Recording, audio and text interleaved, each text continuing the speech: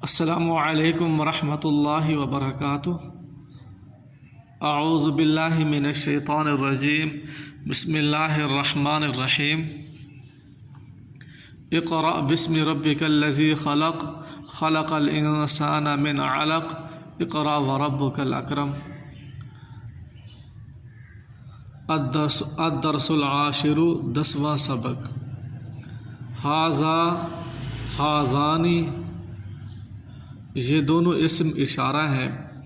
جب آپ نے کسی چیز کی طرف اشارہ کرنا ہو تو اس کے شروع میں آپ ھذا اور ھذانی استعمال کریں گے۔ اگر وہ چیز ایک ہے تو اس کے لیے ھذا استعمال کریں گے، اگر وہ چیزیں دو ہیں تو اس کے لیے ھذانی استعمال کریں گے۔ اس کو صیغہ میں واحد کہتے ہیں اور اس کو تثنیہ کہتے ہیں۔ اسم اشارہ کا واحد کا صیغہ ھذا آتا ہے اور یہ دو کے لیے آتا ہے، ھذانی تثنیہ کے لیے آتا ہے۔ اور اس میں یہ بھی یاد رکھیں، جیسا کہ آپ کو پہلے پڑھایا گیا ہے، ھذا مفرد مذکر قریب کے لیے استعمال ہوتا ہے، یعنی وہ چیز ایک ہو، مذکر ہو اور قریب ہو، ٹھیک ہے، اس کے لیے ھذا استعمال کرتے ہیں۔ اسی طرح یہی جو ہے اگر وہ چیزیں دو ہیں تو اس کے لیے بھی یہ لازمی ہے وہ چیزیں دو ہوں، مذکر بھی ہوں اور قریب بھی ہوں، دور نہ ہوں بلکہ قریب ہوں۔ امید کرتا ہوں یہ بات آپ کو سمجھ آ گئی ہوگی۔ ھذا کتاب، یہ ایک کتاب ہے۔ اب ھذا اسم اشارہ ہے، یہ واحد ہے، یہ کتاب جو ہے مذکر ہے، اس وجہ سے ھذا لایا گیا۔ مؤنث کے لیے ھذہ آتا ہے، ھذہ۔ ھذا کتاب، یہ ایک کتاب ہے۔ وھذا کتاب، اور ھذا یہ کتاب ہے اور یہ ایک کتاب ہے۔ درمیان میں واو آ گیا تو یہ واو مغایرت کے لیے آتا ہے، یعنی یہ الگ کتاب ہے اور یہ الگ کتاب ہے۔ یہ دونوں کتنی کتابیں ہو گئیں؟ دو کتابیں۔ ھذا کتاب، یہ ایک کتاب ہے، وھذا کتاب، اور یہ ایک کتاب ہے۔ اب ان دونوں کتابوں کو آپ اپنے پاس رکھتے ہیں، اشارہ کرتے ہیں یا اپنے ہاتھ میں اٹھاتے ہیں اور اشارہ کرتے ہیں تو اس کے لیے کیا لفظ استعمال ہوگا؟ تثنیہ کا استعمال کریں گے جب دونوں کتابوں کی طرف آپ نے اشارہ کرنا ہو۔ ھذان کتابان، یہ دو کتابیں ہیں، یہ دو کتابیں ہیں۔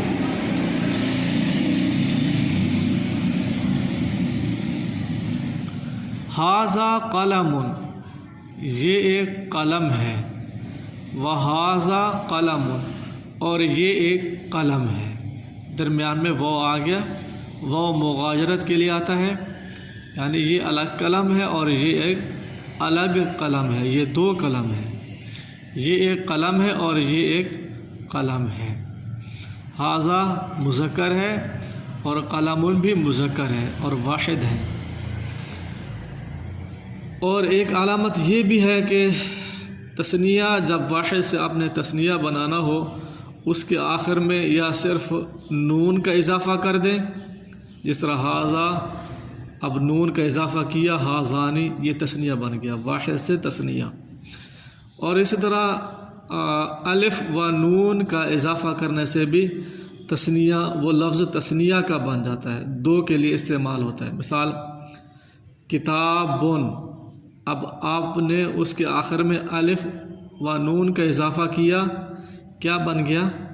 کتابانی، کتابانی، کتابانی۔ دیکھیں الف و نون کا آخر میں اضافہ کیا، یہ تثنیہ بن گیا۔ اسی طرح قلم، قلمان، ھذان قلمان، یہ دو قلمیں ہیں۔ حاذا تلمیذن و حاذا تلمیذن، یہ ایک شاگرد ہے اور یہ ایک شاگرد ہے. تو یہ کیسے پتہ چلے گا کہ یہ الگ ہے اور یہ الگ ہے؟ یہ واو کی وجہ سے پتہ چلے گا. یہ واو کی وجہ سے معلوم ہوگا یہ دو شاگرد ہیں لیکن دونوں کے لیے حاذا استعمال کیا گیا اور الگ الگ ان کو کیا گیا ہے.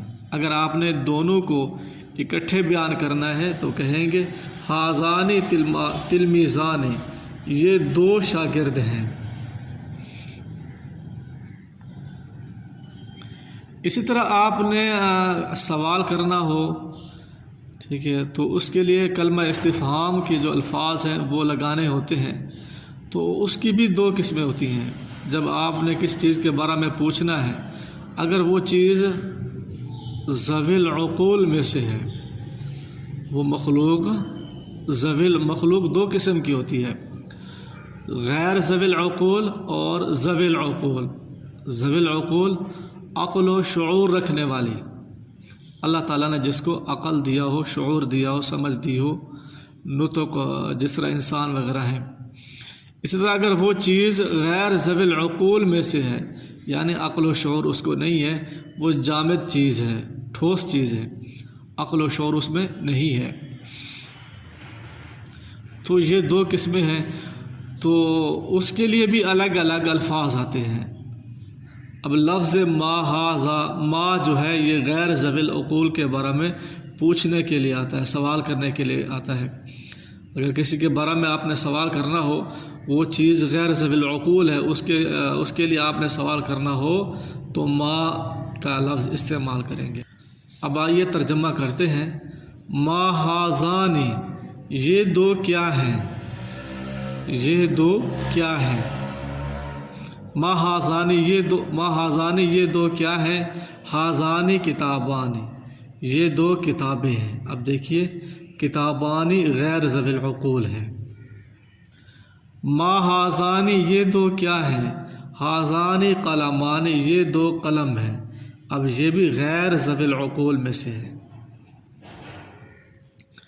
من، اب دیکھیے پہلے ما آیا پھر من کا استعمال ہوا ہے، تو اس سے یہ واضح ہو جاتا ہے من جو ہے یہ ذوی العقول کے بارے میں سوال کرنے کے لیے آتا ہے، کیونکہ تلمیذان یہ شاگرد جو ہے انسان ہیں اور انسان ذوی العقول میں سے ہیں. من ھذانی، یہ دو کیا ہیں، یہ دو کون ہیں. من کا معنی کون، یہ دونوں کون ہیں. ھذانی تلمیذان، یہ دو شاگرد ہیں. جیسا کہ آپ کو پہلے بتلایا ہے، ھذا مذکر کے لیے آتا ہے اور ھذہ مؤنث کے لیے آتا ہے، یعنی وہ چیز مؤنث ہو، مادہ اور نر، ٹھیک ہے، وہ چیز مادہ ہو. ھذہ مؤنث کے لیے استعمال ہوتا ہے، یہ ایک کے لیے استعمال ہوتا ہے. اور ھاتان یہ مؤنث دو کے لیے استعمال ہوتا ہے. یہ تثنیہ کا ہے، یہ واحد کے لیے اور یہ تثنیہ کے لیے، اور یہ دونوں قریب کے لیے آتے ہیں. ھذہ ساعۃ، یہ ایک گھڑی ہے. وھذہ ساعۃ، اور یہ ایک گھڑی ہے. اب تثنیہ کی علامت آخر میں گولتا ہے. یہ ایک گھڑی ہے اور یہ ایک گھڑی ہے. کتنی ہو گئی گھڑیاں؟ دو.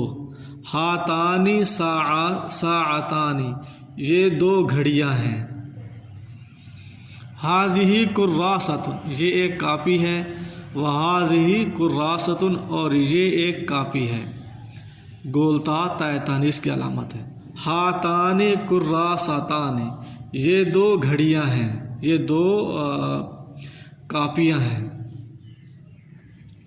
ھذہ طالبۃ، وھذہ طالبۃ، طالب مذکر ہے، طالبۃ مؤنث. ھذہ یہ طالبۃ ایک طالب علمہ ہے، طالبہ ہے. وھذہ طالبۃ، اور یہ ایک طالبہ ہے. یہ کتنی ہو گئی؟ دو طالبہ ہوں گے. ھاتان طالبتان، یہ دو طالبہ ہیں. اب جب آپ نے کسی چیز کی طرف اشارہ کرنا ہو اور اس کے بارے میں سوال کرنا ہو، اس کے بارے میں سوال استفہام آپ حاصل کرنا چاہتے ہیں، پوچھنا چاہتے ہیں اس کے بارے میں، تو وہ چیز اگر غیر ذوی العقول میں سے ہے تو اس کے لیے آپ نے ما کا استعمال کرنا ہے، اگر وہ چیز ذوی العقول میں سے ہے اس کے لیے من کا استعمال کرنا ہے۔ ما ہاتانی یہ دونوں کیا ہیں، ما ہاتانی یہ دونوں کیا ہیں، ہاتانی ساعتانی یہ دونوں گھڑیاں ہیں، من ہاتانی اچھا یہ دونوں کون ہیں، یہ دونوں کون ہیں، ہاتانی یہ دونوں تثنیہ، یہ دونوں من کون ہے۔ اب من ذوی العقول کے بارے میں سوال کرنے کے لیے آتا ہے۔ ہاتانی طالبتانی یہ دیکھیے طالبتانی انسان مراد ہے، یہ دونوں طالبہ ہیں، طالبتان الف نون کا اضافہ کر دیں، طالبتن آخر میں الف نون کا اضافہ کیا، طالبتانی بن گیا۔ ما ہازانی یہ دونوں کیا ہیں، یہ دونوں کیا ہیں۔ اب اس کو بیان کرنے کا ایک طریقہ یہ بھی ہے، شروع میں آپ ہازانی لگا دیں، درمیان میں اگر وہ دونوں چیزیں دو چیزیں ہیں لیکن الگ الگ قسم کی ہیں تو درمیان میں آپ واو کا اضافہ کر دیں۔ ہازانی یہ دونوں کتابن کتاب و قلمن اور قلم ہے، ایک کتاب ہے اور ایک قلم ہے، تو یہ دو چیزیں ہوں گی، لیکن درمیان میں کیونکہ یہ دونوں الگ الگ چیزیں تھیں، مخلوق الگ الگ تھی، اسی وجہ سے درمیان میں وہ کا استعمال کیا۔ من ہازانی یہ دونوں کون ہیں، ہازانی یہ دونوں خالد خالد و محمود اور محمود ہیں، ٹھیک ہے، خالد اور محمود ہیں۔ تو اس میں یہ بھی فرق آپ سمجھ لیں، ہاتانی مؤنث کے لیے آتا ہے، ہازانی مذکر کے لیے آتا ہے۔ یہ دیکھیے ہاتانی ہاتانی ساعتانی طالبتانی، ہازانی ہازانی کتاب و قلم خالد و محمود یہ دونوں مذکر ہیں۔ ما ہاتانی یہ کیا ہے، یہ دونوں کیا ہیں، ہاتانی یہ دونوں، یہ دو ساعتن ایک گھڑی ہے، و کراستن اور ایک کاپی ہے۔ من ہاتانی یہ ہاتانی تثنیہ ہے، من ہاتانی یہ دونوں کون ہیں، یہ دونوں کون ہیں، من کا معنی کون، ما کا معنی کیا، یہ دونوں کون ہیں۔ ہاتانی یہ دونوں فاطمہ فاطمہ و زینب اور زینب ہیں۔ فاطمہ تو نہیں کہنا کیونکہ اس کے اندر یہ غیر منصرف ہے اور اس کے اندر دو سبب پائے جا رہے ہیں، نمبر ایک علم یہ نام ہے، نمبر دو تائے تانیث گولتا ہے، اس کے اندر بھی دو علم پائے جاتے ہیں، یہی دونوں، نمبر ایک عالم ہے نام ہے، نمبر دو مؤنث کا نام ہے۔ مؤنث کی بھی پھر قسمیں ہوتی ہیں، لفظی مؤنث اور معنوی مؤنث۔ لفظی مؤنث مطلب یہ ہے لفظوں میں اور معنوں میں، یہ معنوں میں بھی لفظوں میں بھی مؤنث ہے، جس طرح لفظوں میں مؤنث یہ گولتا ہے، اسی طرح وزینب ذاتی اعتبار سے یہ عورت کا نام ہی ہوتا ہے، تو اس سے عورت ذات ہی مراد ہوتی ہے، اس وجہ سے ایک تو نام ہے اور دوسرا یہ عورت کا نام ہے اور عورت مؤنث ہوتی ہے، تو دوسرا سبب تائے تانیث کا ہوگا۔ السلام علیکم ورحمۃ اللہ وبرکاتہ۔